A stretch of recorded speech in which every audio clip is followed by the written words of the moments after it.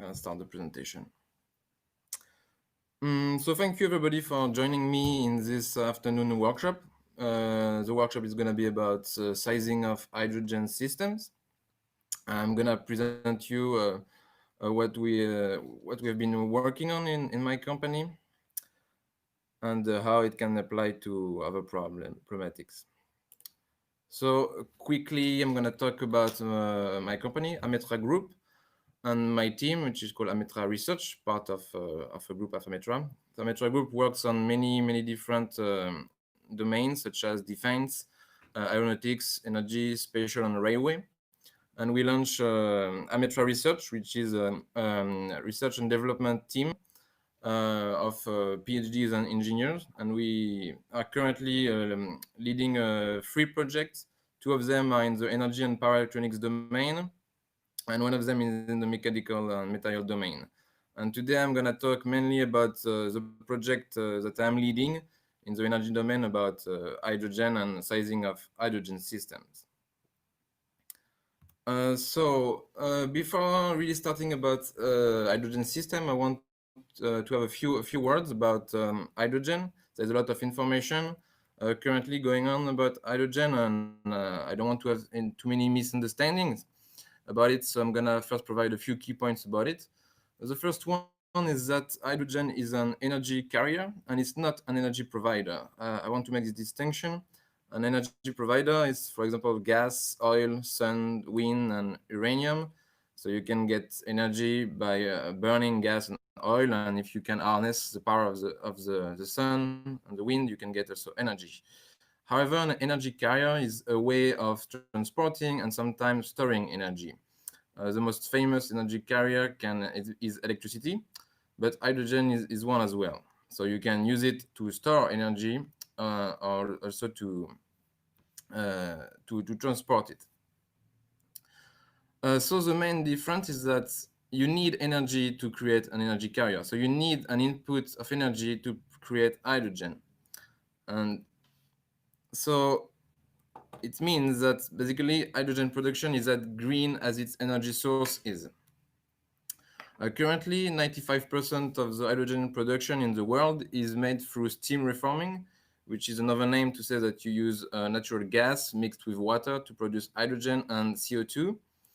And so, as you can see, in this case, the production of hydrogen emits CO2, and in this case, an hydrogen car powered with this type of hydrogen will emit roughly as much CO2 as a diesel fuel car in the whole lifetime, if you take into account the production of hydrogen. So another consequence of this fact is that if you want to have a lot of green energy hydrogen production through electrolysis, you are going to have need a massive energy input. It means you are going to have a lot of investment in electricity generation, be it a wind farm, a solar farm, or a 4th generation of nuclear power plants, and so on. You are going to need a lot of input if you want to have a lot of hydrogen, since you cannot basically just dig it and get it in the ground. Currently, for mobility application, hydrogen has been shown to work for automotive application. So you can have it for light vehicle, a fleet of vehicles, or some heavy vehicles such as trucks or buses. Usually, in this case, you use compressed hydrogen at several hundred bars, maybe 350, or it can be up to 700 bars. And in this case, for automotive application, hydrogen has a lot of competition with batteries. And it's especially because for automotive, we're talking about large series, so you have a large cost constraint on your product, so you want your product to be cheap, and in this case, batteries could be competitive against hydrogen. Second domain that recently hit the news is aerospace domain, especially with the Airbus concept for zero-emission commercial aircraft, the Zero-E concept. In this case of aerospace, you have a high energy density constraint, so you will want to use mainly liquid hydrogen for energy density, because if you have liquid hydrogen, you have much better energy density than compressed gas. Naval application, be it military or even civil boat, the weight constraint is more relaxed compared to aerospace. So you can afford maybe to use compressed gas or liquid hydrogen, depending on many factors such as your application, the type of refueling station you have around, and of course the range you want to achieve, the autonomy, and other factors such as the space and uh, more technical constraint due to your to the boat. On the right, I want to show a prototype. Actually, it's not a prototype. It's a company called Bala who made this 100 kilowatt marine fuel cell, so dedicated for marine application. Finally, recently there's been a hydrogen plant that has been launched in Europe and also the naval industry. Just a few key values for you to keep in mind if at the end of this presentation. The European Commission decided in the beginning of July 2020 an investment of hydrogen between 180 to 470 billions of euros by the year 2050. And they're also expecting 2 times 40 gigawatts of electrolyzer by 2030 to produce hydrogen. So in this case, green hydrogen if the electricity comes from green sources. There are many 3 phases of hydrogen production, 6 gigawatts for chemical industries in 2024, then 40 gigawatts of electrolyzer by 2030 for steel making industries, trucks, rail, as well as maritime application. So what's interesting here for us. And up to 2050, the goal will be to target some hard to decarbonize sectors such as naval shipping. And finally, some price estimation. Today, the price of hydrogen, depending on the source that you find, this one is from the European Commission, range from 12 to 28 euros for 5 kilograms of hydrogen, which allows you, for example, to do a 500-kilometer road trip with a car.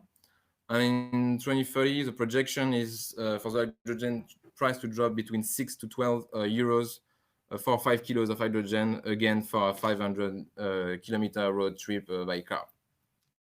So this was a few forwards about hydrogen. Now let's really dig into the topic of today, which is sizing of hydrogen systems. So that's our goal.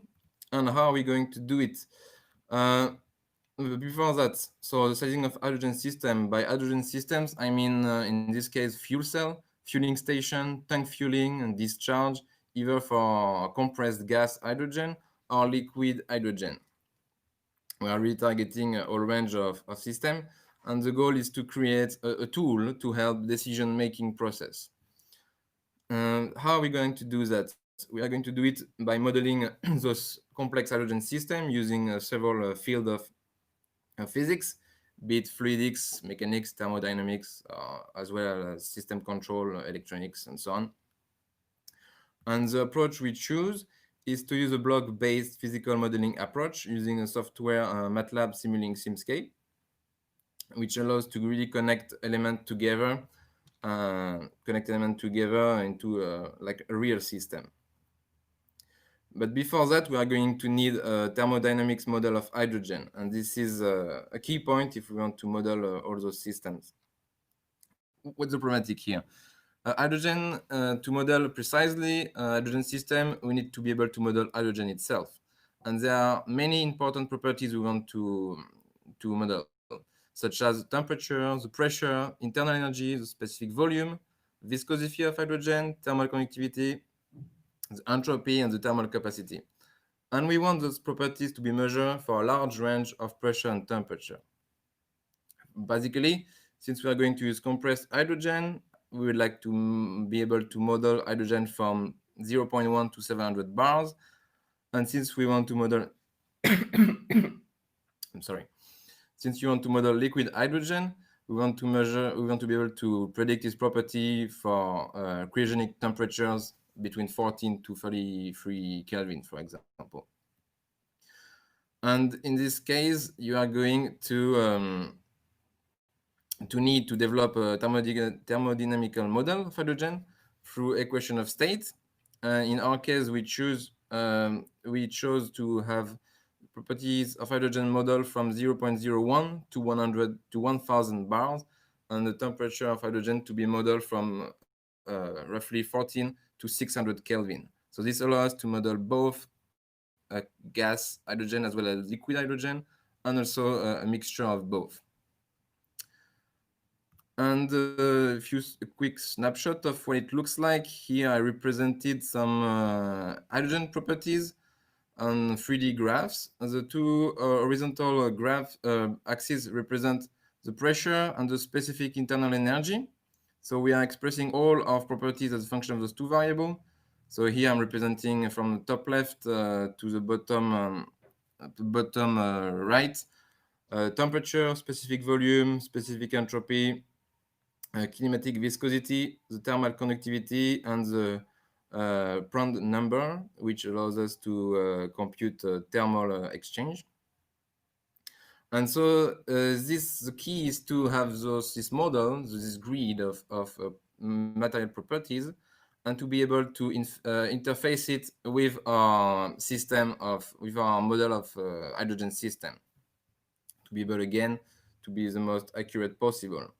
So now I'm going to present you a few models that we have been working on.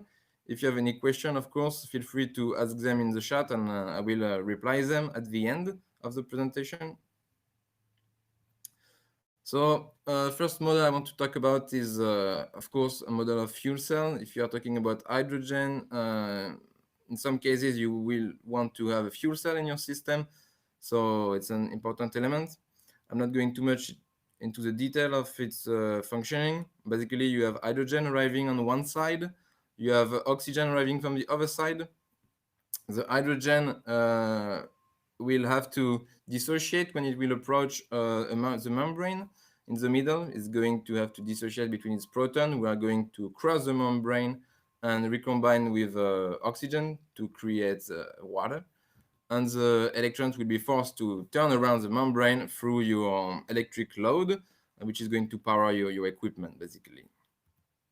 So at the bottom here, you can see some model realized with Simscape using the moist air domain. And on the right of this slide, you can see the modeling of fuel cell voltage loss. So on the top right, you have the polarization curve of a fuel cell. So it's the voltage as a function of current. And on the bottom side, you have the same polarization curves used with different compressor. Depending on if you are able to provide sufficient hydrogen, you will have different shape of your polarization curve of your whole system. What's interesting with this model is that we can then put it into a bigger model. This was just the fuel cell, but now if you want to implement the whole system, you can have, of course, other elements such as the compressor. In this case, on top, you have the compressor powering the fuel cell in the middle. And before the compressor, you have an oxygen tank, which is powering, providing the oxygen to the fuel cell. On the right, you have all the externalities of hydrogen. At the bottom, you have electrical load. So you are providing electricity to those electrical load. And on the top right here, you have the water mass flow as well as the heat flow and the ODA mass flow. So ODA stands for oxygen depleted air. If you are inputting air, you will have an air lacking of oxygen at the end, and this can be useful for inerting of system or fire prevention. Since we are modeling the whole system, you also want to model the power of the compressor.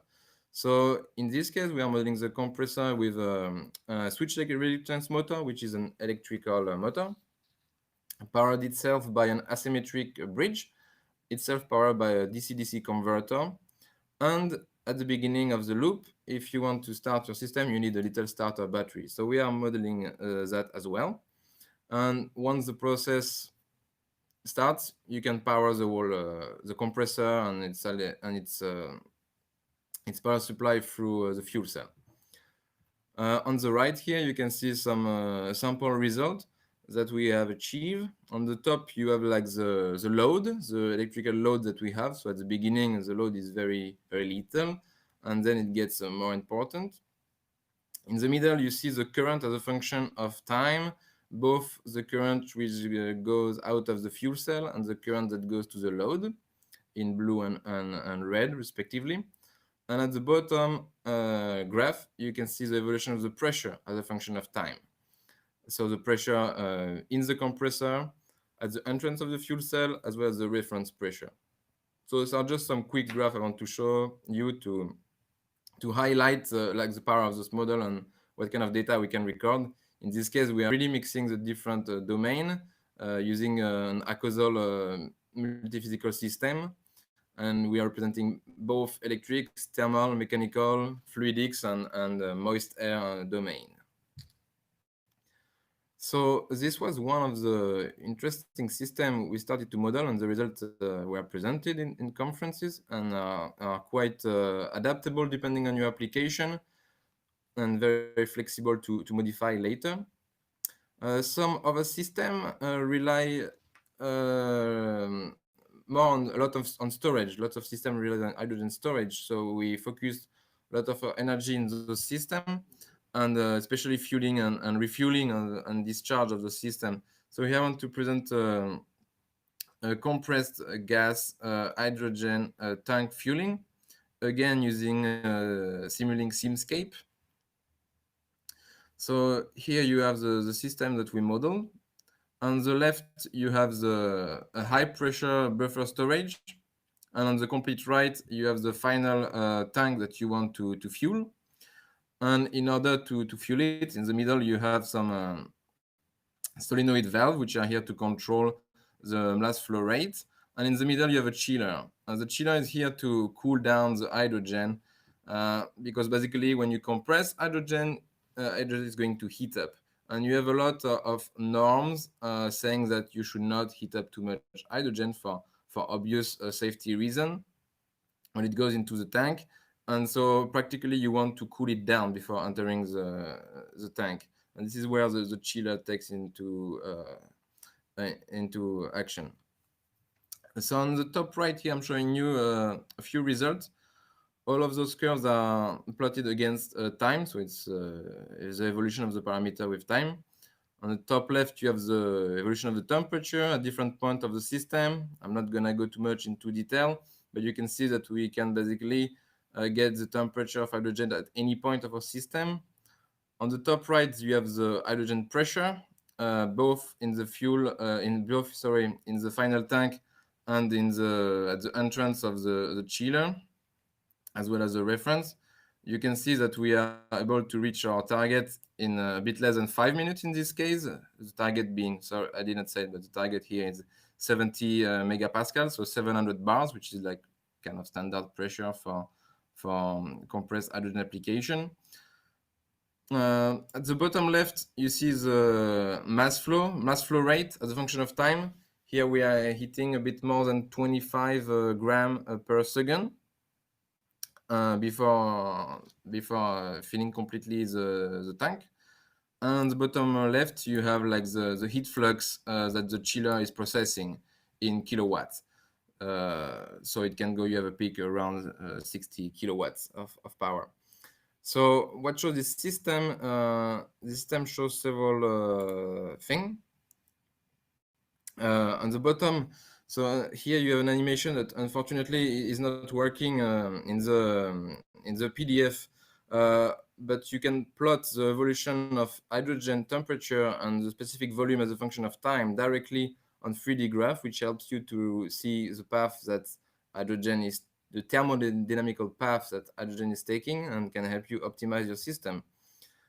And in the end, what you get is a very flexible model that you can optimize to meet some very specific target values. Maybe you have a target of fueling time. Maybe 5 minutes is too long for you and you want to fuel your tank in 3 minutes or maybe 2 minutes. But of course, you are going to have some trade-off with the fueling time and the chiller and the power that it can process. So the system really allows you to see the whole picture and really decide where you want to optimize and where you want to spend your money in. That's the goal of the system. I'm gonna go now to a second model. This time we saw the charge of the compressed gas, compressed hydrogen tank. Now we are going to see the discharge through a fuel cell. So here is the system that we have modeled. On the top left, you have the hydrogen tank that was previously modeled. So here we have a very coarse version, very simple version of this hydrogen tank. And then we have a two-stage pressure regulator, which is here to reduce the pressure. We have then a solenoid valve, and finally the fuel cell. So keep in mind that the hydrogen tank is at 700 bar, which is an enormous pressure, while the fuel cell typically only afford a few bars of pressure for hydrogen, let's say maybe 4 bars. So you want to go from 700 to 4 bars of pressure in a controlled manner. So that's why we have this two-stage pressure regulator that we modeled. And since you want to control your flow rate accurately, the solenoid valve is here. So this whole system has been modeled as well as the control.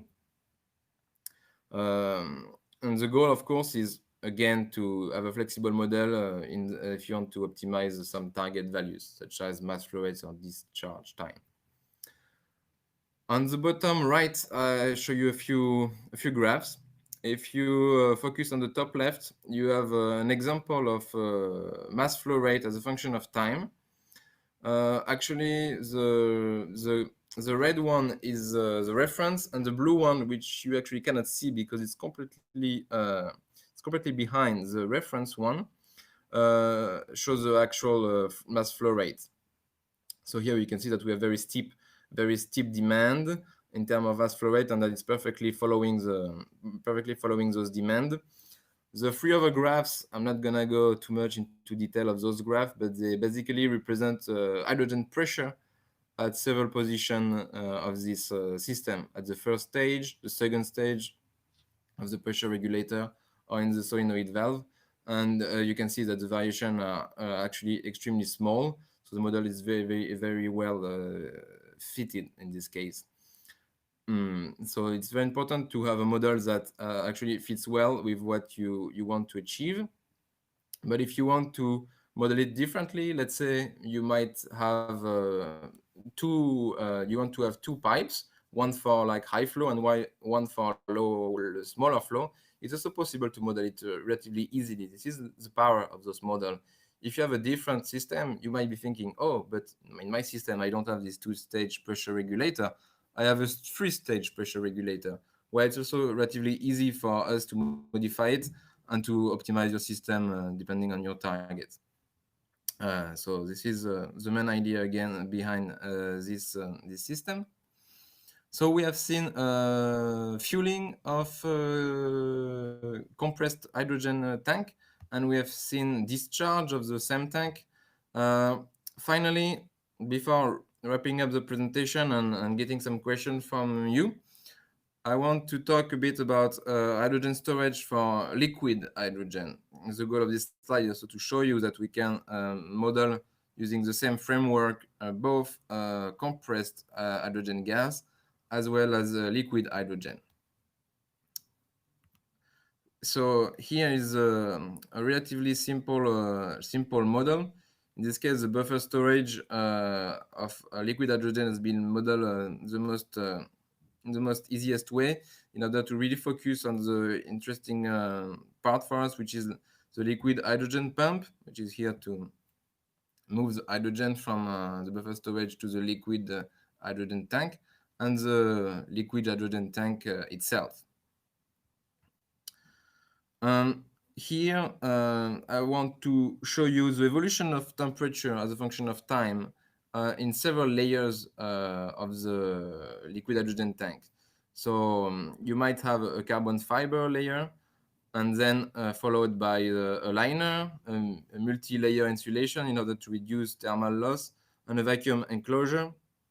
It's possible to model all this and to be able to spot the evolution of temperature in all those models, in all those those layers. So here you can see that the three lower curves are the one most in contact with liquid hydrogen. The liner is the coolest layer, followed by the carbon fiber and the multi-layer insulation, and the vacuum enclosure, as you can see, is kind of a straight line at the very top, meaning that if you want to touch your hydrogen tank, it will still be at room temperature, and you're not going to freeze your hand.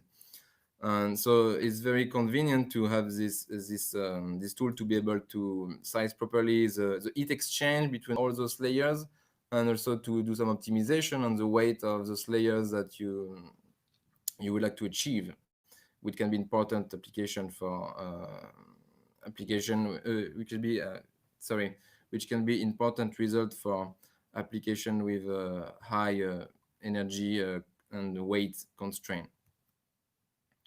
On the right here, you see, unfortunately, without animation, the specific entropy and the temperature as a function of both pressure and internal energy. It shows that you can really cross the whole domain of hydrogen properties, going from compressed hydrogen, or even hydrogen at room temperature and atmospheric pressure, up to liquid hydrogen temperature. So this is roughly what I wanted to show you for this slide. The conclusion of this presentation, now we have reached it. Before taking a few questions, I'm gonna first explain a few outlooks that we are looking forward with our systems. What we can do is to create some fully customizable hydrogen system model. Since they are fully customizable, it's very simple to create a tailored model, as well as creation of digital twin. So with data input, if you have data input, if you have a system and your sensors are somehow connected to the cloud, it's possible to access those data and use it to create digital twins, which can help you to see the evolution of your system with time and see when you will need maintenance or when you will need to repair some elements. That's the idea of the system as well. They not only can be used at the conception level, but they can also be used later on during the life of the product. That's the power of the system. And again, to come back to what I was saying at the beginning of this presentation, the model provides sizing and decision-making capabilities. It helps to identify a system trade-off between, for example, price of a chiller and the fueling time of your system. And it allows you to do some cost assessment of your solution. A bigger chiller will be, of course, more expensive, but if you have to wait a long time for your boat to be filled with hydrogen, then during this time the boat is not being used, so you have trade-off between what you want to achieve. And so our systems allow this kind of identification of trade-off and optimization. And finally, as I said, you can do easily some topological or systemic optimization of your system. If you don't have exactly the one that we already developed, it's possible to easily modify it and optimize it as well. So this basically finished my presentation. I want to thank everybody for your attention. And if you have any question, it's the time to put it in the chat if you haven't done it already. I think we have a few minutes ahead of us, maybe 5-6 minutes. I'm going to try to answer a few questions if you have. So I see a question. I'm going to read the question. The maximum quantity that can be put in a 700 bar tank from a testing point of view. So of course, the maximum quantity of hydrogen that you can put in a 700 bar tank depends on the size of this tank. Let's say you have a tank of the size of Toyota Mirai, which is like an hydrogen-powered car. The tank is roughly 150 liters, and if you store it at 700 bar, you can put somewhere between 5 to 6 kilos of hydrogen, 5 and 6 kilos, which allows you to use 500 to 600 kilometers with a car. With a boat, of course, it's different. Just a key data here at 700 bar, the hydrogen density is roughly 40 kilos per cubic meter. So if you have a tank of 1 cubic meter at 700 bar, you have 40 kilos of hydrogen.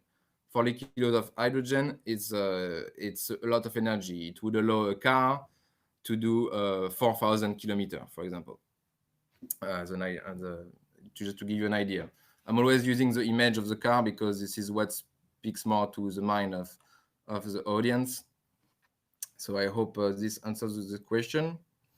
I have another question here. Do you foresee the possibility of hydrogen becoming competitive against modern batteries for HTC electric propulsion of submarine? I think hydrogen can become competitive once you will reach a certain size of your system. I'm gonna give again the analogy of with cars. If you have a small car, let's say a Clio, and you want to power it using electricity, probably batteries are going to be more efficient because your Clio doesn't consume much power. And so with a battery system, you are going to be able to do maybe 400 or 500 kilometers easily with batteries. Maybe state-of-the-art batteries are like 5 years, in 5 years, state-of-the-art of a battery. And a hydrogen system will be more expensive in this case. But if you have like a bigger system, for example, a truck or a bus, which is consuming much more energy, I'm afraid batteries might be a bit short in terms of energy density. For example, 5 kilograms of hydrogen will not allow you to go very far for a truck. But if you can store 30 kilos of hydrogen, you can go much further with in a truck. I don't know if I was very clear. I'm going to try to simplify what I said. The bigger the application, and I think the more power it needs, and the more hydrogen might become competitive. The fuel cell system and has a density energy of 2 kilowatt hour per kilos roughly, while the best batteries nowadays are around 200 watt hour batteries, so they are one range below. And for submarine and small submarines, I believe hydrogen would present less risk, and as well as you'll be able to store more energy per cubic meters than you can do with batteries. So I hope I answer this question a bit better.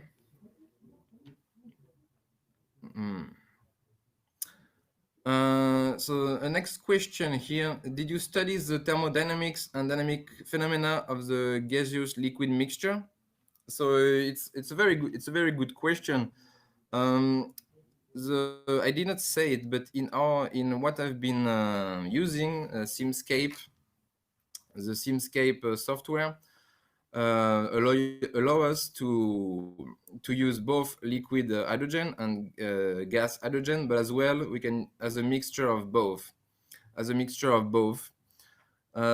study of this mixture is somehow difficult to assess because some model already provided by Simscape or some models that you can design yourself will end up with some issues. You might get some artifacts, some artifact values in your simulation, but it's possible to model it. So you can have a system where, let's say, your hydrogen and you have like a vapor quality of 0.5. So you know that your system has 50% gas and 50% liquid. But we cannot really study like very in deeper details the dynamic of this gaseous liquid mixture. We are only studying it from a point of like microscopic thermodynamic properties, such as the one I quoted earlier, like temperature, viscosity. We can have the viscosity of a gaseous liquid mixture. We can have the thermal capacity or the entropy, but I'm not sure exactly where the question was leading. But if you want to model really, like for example, the flow of a system the flow of a system of gaseous and liquid mixture, then we might have to rely on some empirical formulas, and might not be as precise as, let's say, some CFD models. So another question here. Have you a good hope that in 2050 or beyond, thermonuclear electricity production will boost clean production and use of hydrogen for propulsing a vehicle? So again, it's a very good question, and I think the answer is mainly political. Of course, hydrogen production can really benefit from, for example, fourth generation nuclear power with using cogeneration. But I cannot talk for, of course, I cannot talk for how the politics are going to evolve in this domain. Are they going to promote wind farm, solar farm? Are they going to promote more nuclear power for this? I cannot say. Of course, I hope that in 2050 we'll have a mean of producing massive green hydrogen, but it's actually very hard to make any prediction in this domain. It's actually very difficult. So I don't want to talk for other people, let's say. But green hydrogen is really gonna need a lot of investment, and even if it ends up being a wind farm or solar farm, we are going to have a lot of investment. And if we want to use thermonuclear electricity, we are going to need also more a lot of investment. And of course, in the end, it's more like a political and societal question rather than a technical one. You can only hope.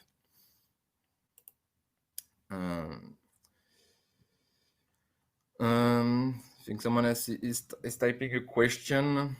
I had some data. I had some data about electricity. To come back to the question of hydrogen and batteries, I had some data for like a truck or a bus. A city bus consumes something like 60 liters of gasoline or diesel fuel per 100 kilometer, 50 to 60 liters.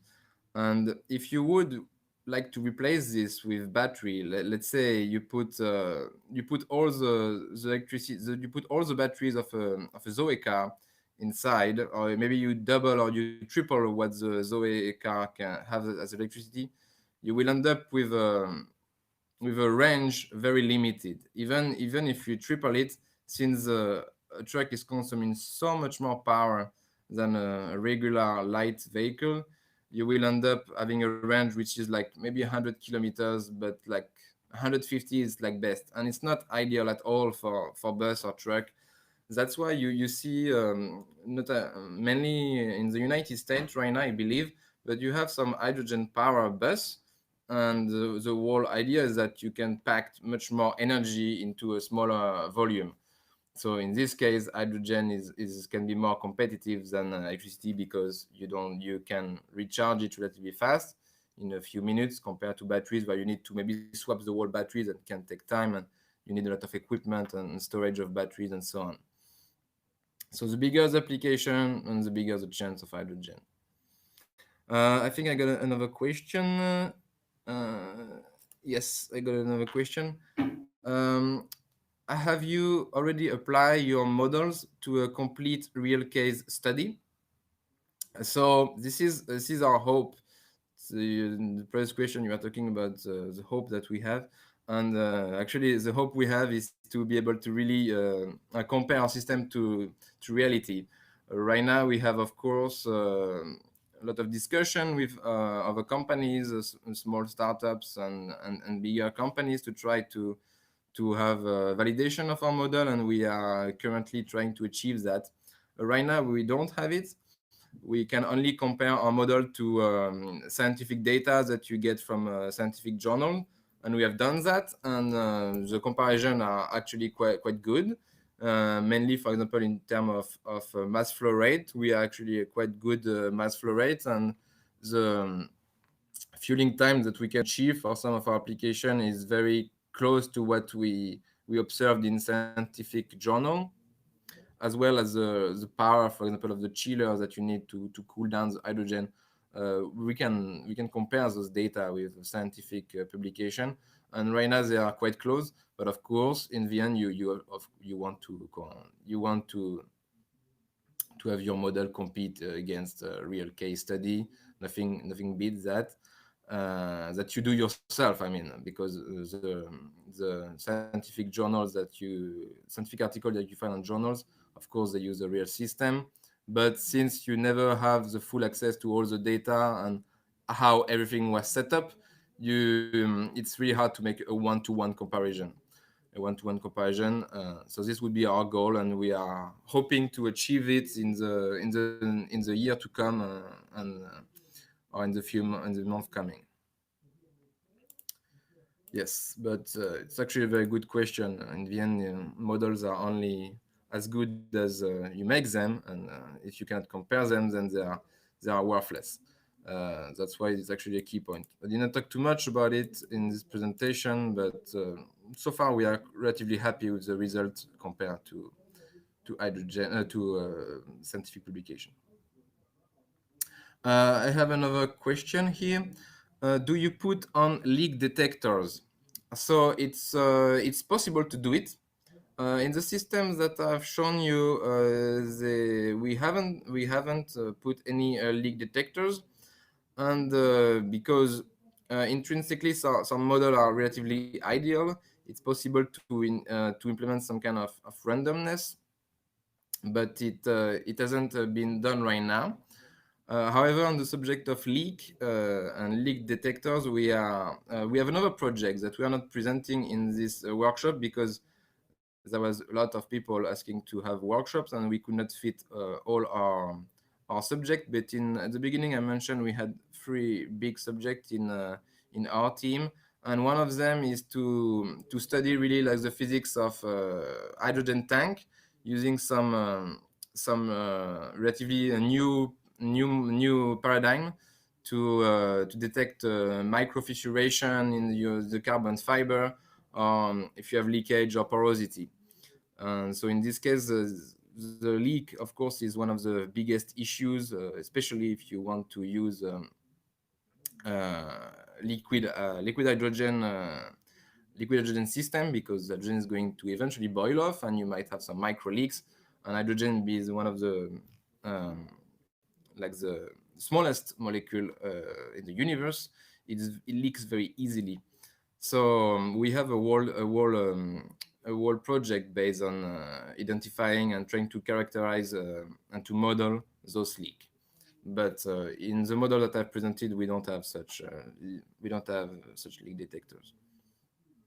But it's also a very good, very current issue that a lot of teams are trying to tackle, and that we are tackling as well. Okay, I don't see more question in the chat. I see that I think we did a bit more than, yes, we did way more than 30 minutes, but apparently nobody's stopping me. I will have to stop myself unless there's another question. Otherwise, I think I'm going to stop it here. All right, since I don't see any more questions, I'm gonna thank you again for your attention. I hope I was clear enough for you to understand. And anyway, you have my email if you have more questions and you want to contact us. The presentation will be available online again through Euronaval. They're going to make it available to you. If somehow you cannot access it, you can always send me an email and I can send it to you. So thank you all very much, and I wish you a nice day. Thank you.